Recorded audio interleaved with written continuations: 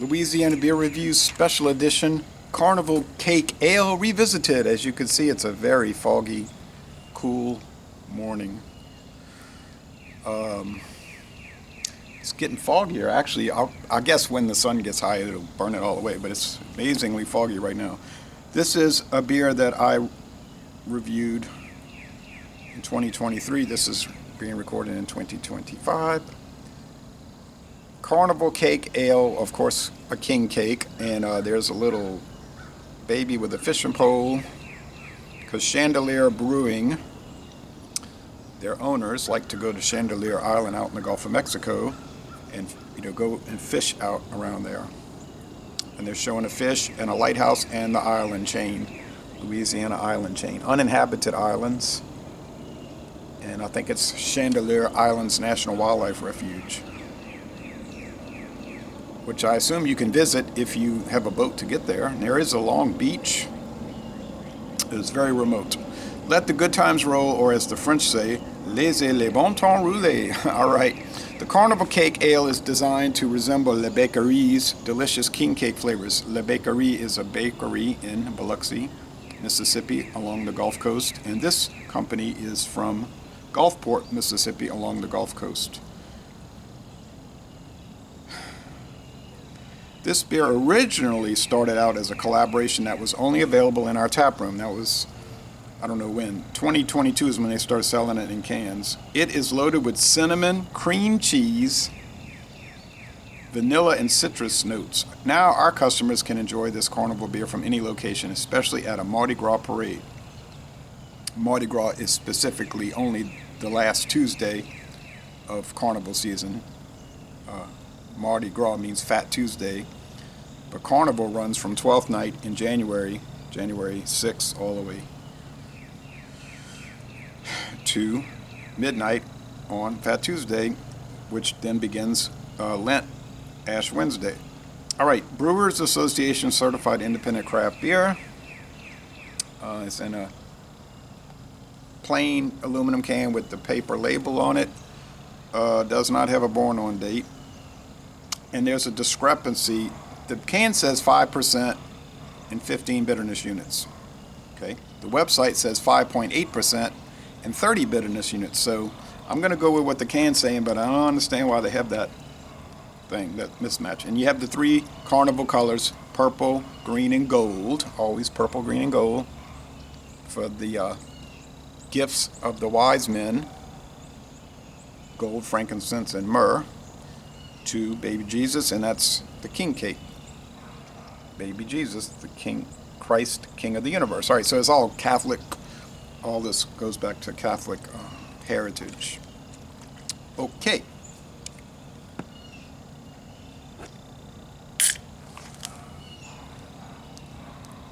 It didn't blow up, but it spurted out because I bought this at Mathern's. It was $8.99 for the 4-pack. These independent companies, they a lot of times they fill the beer by hand, and they fill it a little too much. So it's probably a little bit more than 12 ounces in there. You're getting more beer, a little, marginally more, but some of it spills out. All right, anyway, here we go. Ale with cinnamon, cream cheese, citrus, and vanilla.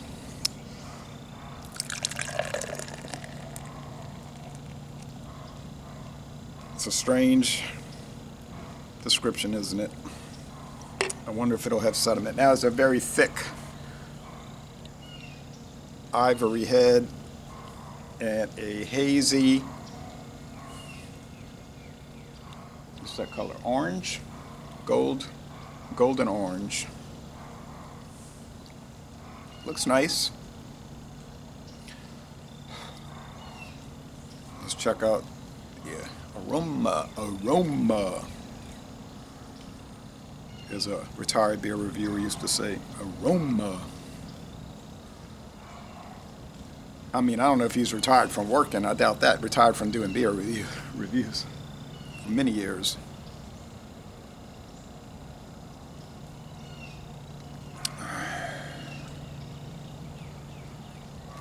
Oh yeah, the clover's taking over. I'm gonna have to cut the grass, mow the lawn, as people say.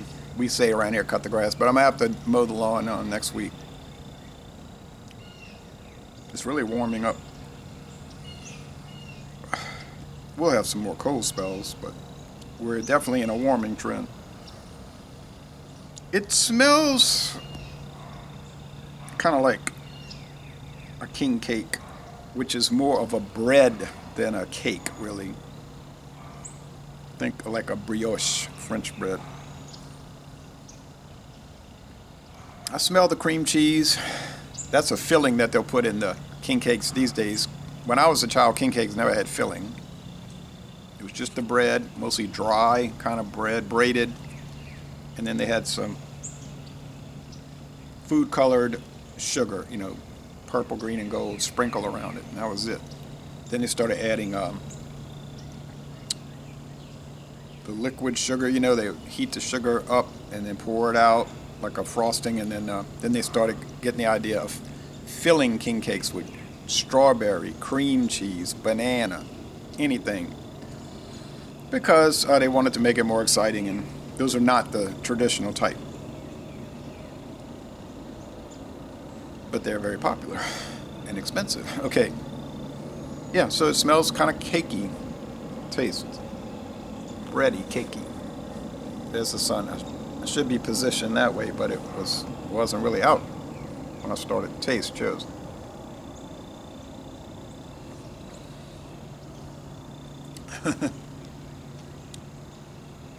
Little citrus acidity and bitterness. You get the sugar. Tastes like frosting, sugar, vanilla, cream cheese. I don't know how you feel about cheese in your beer.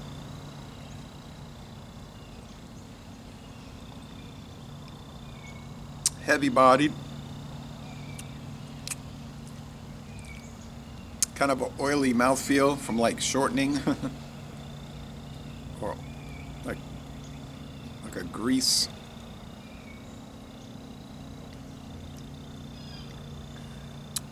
Semi-sweet finish. So sugar cubes, 4 out of 5 sugar cubes. Bittering units, I say 2 out of 5 hop cones. I wish there wasn't a discrepancy on the website, but maybe the 5.8 and 30 is for the draft version at the tap room. Still is strange to me, but like I said, now I only bought a single the last time I did this review, but like I said, there's a date on the side of the can. I'm going to tell you what it is. November 4th, 2024. It was canned early because I know it hasn't been on our shelves since November. No way. But probably December. I just started noticing it, though. That's where I got the idea to revisit it. Nice, thick lacing. But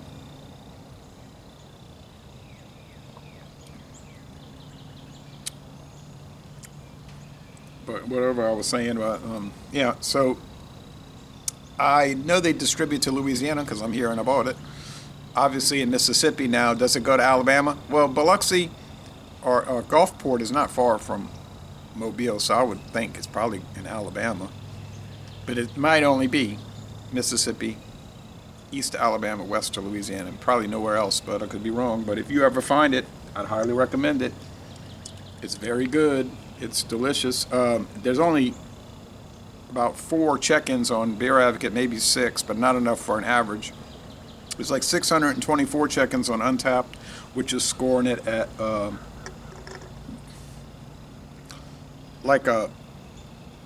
would be like a good score, like say a B. But I think it's better than that. I think it's a solid A, as odd as it is.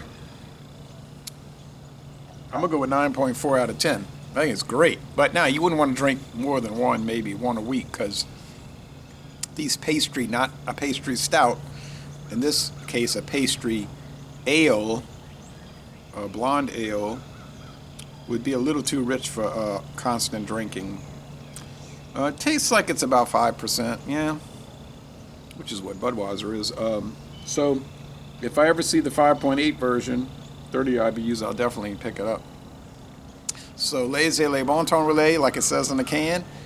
And I'm going to end this review by saying y'all go to, which I ought to do, go to Chandelier Island Brewery in Gulfport, Mississippi, and take a brewery tour.